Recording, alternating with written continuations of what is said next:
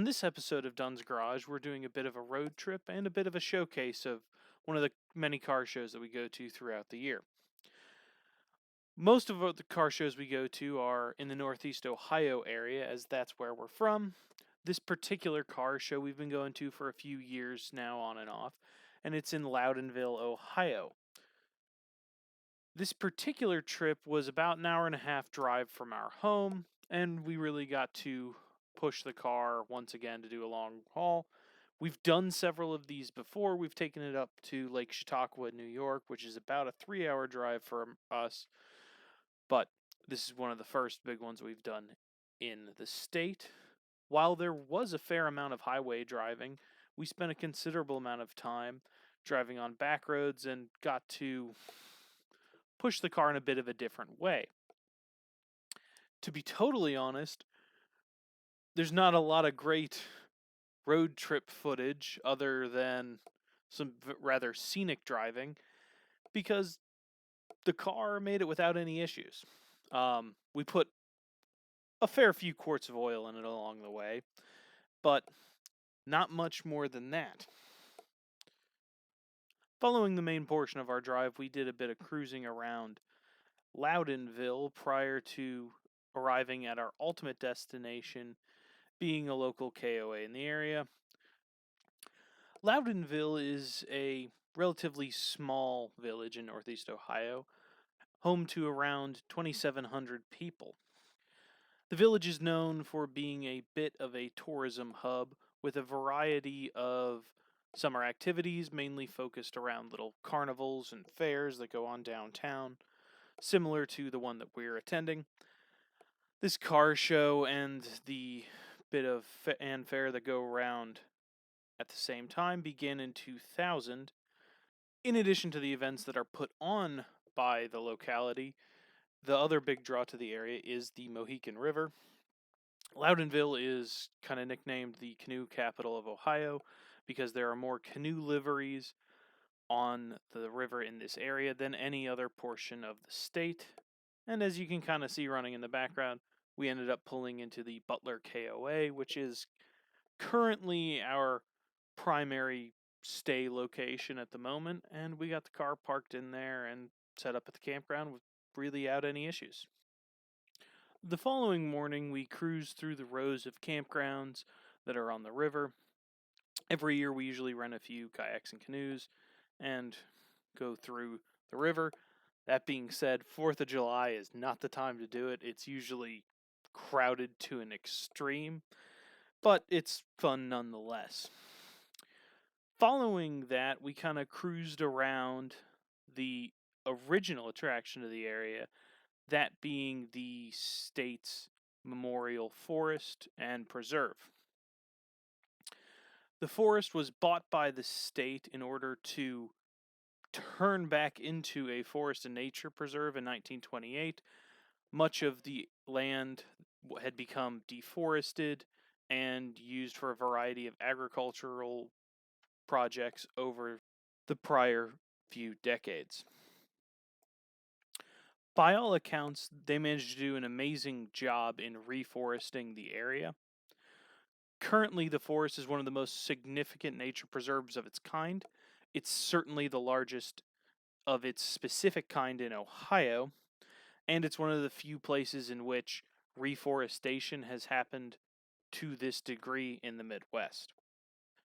The preserve was dedicated to the servicemen who lost their lives fighting in the First and Second World Wars. It was initially attributed to those in the First, and then to the Second, as well as Korea and Vietnam subsequently. Within the forest is a 270-acre parcel of land that was dedicated specifically to the soldiers that died in both World Wars. You can see us pulling up to that area in the background.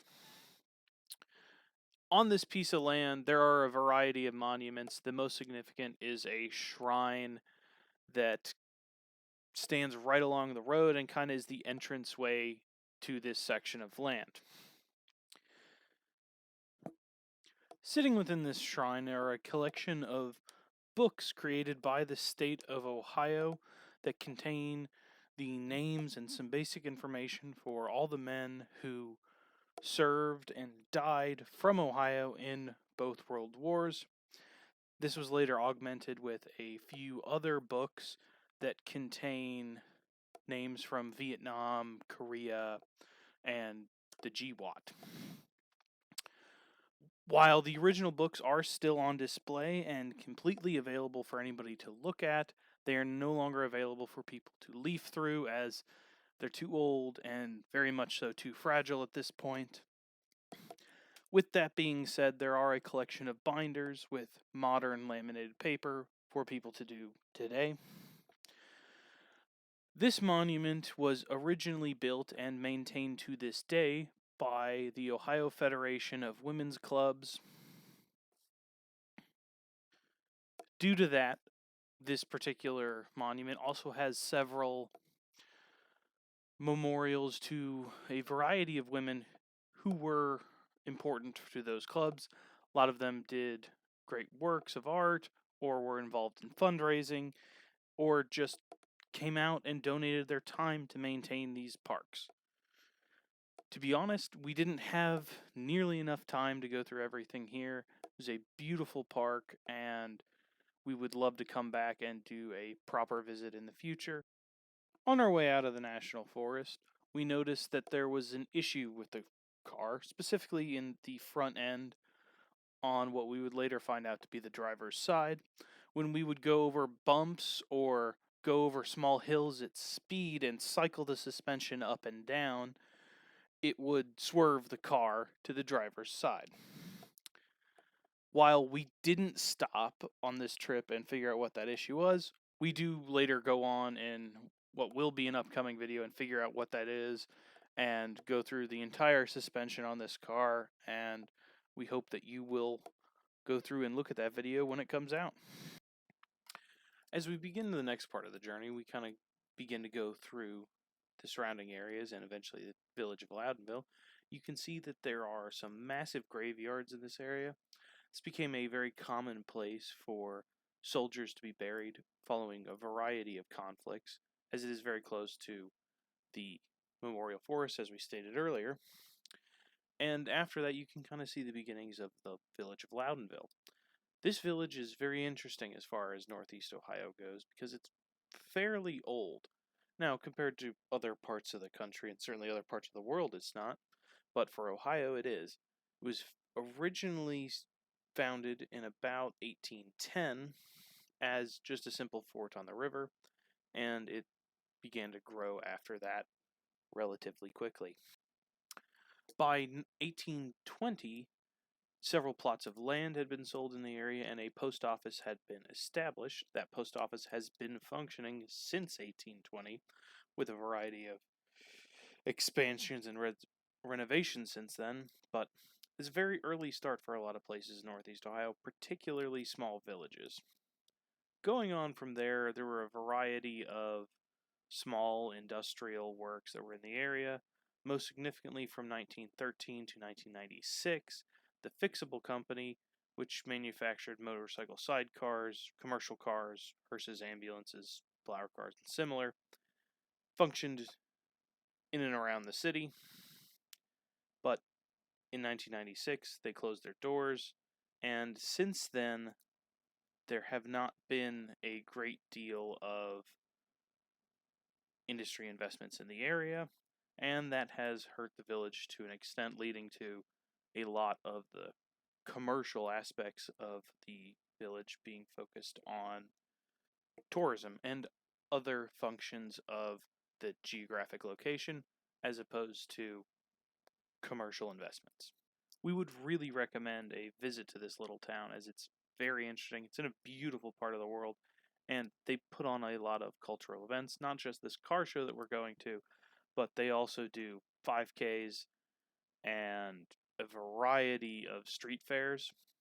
The history of street fairs in the area actually goes back quite far to about the 1870s. As you can kind of see in the background, this was the drive-in for us at the actual show itself. Tons of cars that were just parked along the sides. But with that being said, we were able to just drive in and park without too much of an issue, which was fairly surprising. And with that, we can finally get to the coverage of the actual show. As you can see, for a village with about a population of 2,700, this is a massive show. People come from all around, bringing a variety of cars, and one thing that was very interesting, as you can kind of see behind us, is cars were coming and going the whole time. So not only was it a big show, but it kind of changed as the day went on. And one thing I'm going to kind of do now is go through some of the cars that we found that were particularly of interest. Obviously, it's just impossible to really show off how many good cars there were at this show in any kind of reasonable amount of time, but we will try nonetheless. One awesome thing about this show was just the sheer quality of the cars here. What we have here is a 1966 Plymouth Street Hemi Satellite. This is an original numbers matching car. In addition to the Hemi, it's also optioned as a 4-speed car, making it very rare. This car was meticulously restored by the owner, Tom Hammond, and it was painted by a Larry Besser. Now, this car is one of the more out of the norm that we saw there.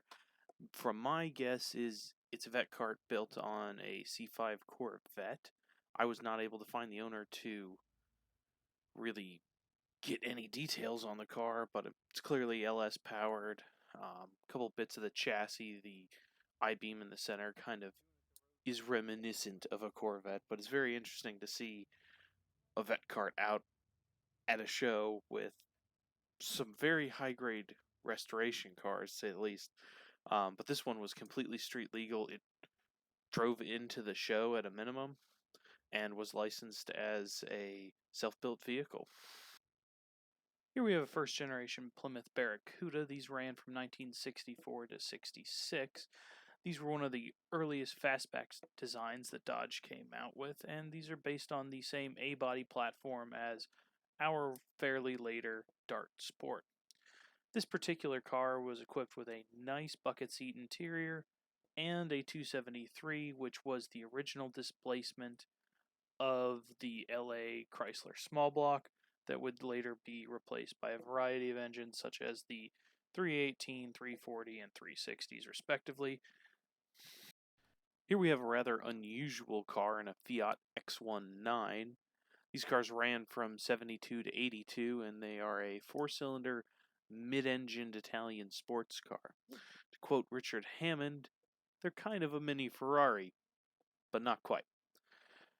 The cars were originally imported to the United States via Fiat, and then there was a period of time in which there was a third party importing them under a different name, that being Bertone. But these cars are fairly interesting. You don't see too many of them still running around the roads. Parts aren't the most common, but they are quite a sporty little car that isn't necessarily all that expensive. Here we have an excellent example of a third-generation Plymouth Barracuda. This was the first Barracuda to deviate from the A-body platform of the prior ones. What this means is it was not based on the same platform as a Dart or a Plymouth Valiant. The E-body was kind of a wider and a bit different length, as well as seeing far more beefy components in the front end. And this was done in addition to adding big block options to create a pony car to rival that of the Mustang and the Camaro. The Challenger came out as well as on the E-body platform and kind of served as the sister car to the Barracuda. Here we have something you don't see particularly often, that being a Mopar A-body set up for handling.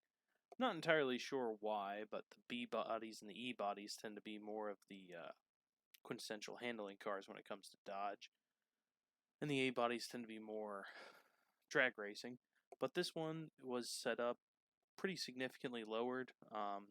We didn't get a good video of it, but it has really beefy sway bars on it, and EBC brakes and everything that kind of goes along with it. We've seen this car at quite a few shows in Northeast Ohio, and it seems to be quite the regular. Hopefully one day we can track the owners down and actually get a moment to talk with them. Here's another car that's kind of a bit out of the norm that we saw. This is a late model MGB. You can really tell it's late model based on the terrible rubber bumpers, but that's neither here nor there. The interesting thing about this is it has a Rover V8 crammed in the front.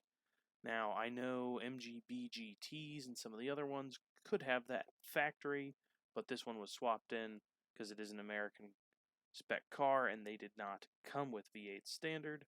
But very interesting and very well done swap. They probably just tracked down European spec parts, but I imagine it's quite fast as it is. Here we have a Plymouth Scamp, which was a rather unusual car to see in a muscle car setting. Plymouth Scamp was kind of a continuation of the original Plymouth Valiant. The Scamp was built on a Dart Swinger platform where it's a notchback in the back, and it received the 73 and up Duster front end, kind of giving it a bit of a facelift compared to the standard Dart. This particular car was loaded with a built small block and a 4-speed, and it's finished off in plum crazy purple, which I enjoy quite a bit. Here we have a great example of a early Dodge Dart. This specific one is a convertible and a manual car, which is rare. 4-speeds, not as rare in the Darts. They were more rare in the early A-bodies, but the convertibles really aren't very common. Just in general, Mopar did not make a lot of convertibles. The chassis that they used weren't exactly conducive to that, and there didn't seem to be the market for them that there was for Ford or GM. This particular car we've seen all over Northeast Ohio, and the last I saw it, it was actually for sale. While this particular truck might look a bit unassuming, this is one of the most unique vehicles that we saw at the show. This is a 1969 C20 with a factory 396 big block. It made 325 horsepower and 410 foot-pounds of torque, but even more rare than that is the fact that this is a Longhorn truck, meaning it came with an even longer bed than we had standard. You can see right there a line in the bed. That's where the extra length is. And it was the longest wheelbase these C20s came.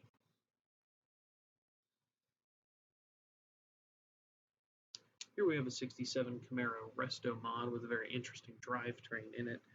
Basically, it has a LT1 and 4L80 out of a late model kind of catfish eye Camaro. And I posted a short on this, and somebody posted the question of why would you bother putting an LT1 when LSs exist? And basically the answer to that is ease. LT1s will just bolt in without too much trouble at all, and they have a very concise computer that you're able to swap into a car like this and have essentially complete factory functionality. Here we have what might be the rarest car of the show, if the owner is truthful in their saying that it is a factory original. This is a 1969 Plymouth Barracuda convertible. Just the convertible in general makes it very rare. Only a few thousand were made every year. In addition to that, the car is sporting what is claimed to be a factory 340 and 4-speed, which would make it even more rare down to just a couple hundred cars. And the final factor making it exceedingly rare is the fact that it is a triple black car, factory black convertible top, black interior, black exterior, overall not a common package. This car that we saw at the show is a little different from the other ones because it is a much more basic car, but I found it very interesting all the same. This is a very original 1967 Pontiac Firebird featuring the original 326 engine that was the original displacement for what would become the Pontiac 350. It was also originally equipped with just a standard 2-speed power glide. The only thing particularly rare about it is that it is a convertible car, and really I found it interesting because it's just a survivor in a world where so many of these first-generation Firebirds and Camaros end up being these super serious builds. This one's just honest. With that, we were able to leave the show and kind of do some cruising around the area. We made a handful of stops to some other places we like to visit while we're out here. And with that, I'll kind of just let you see some B-roll.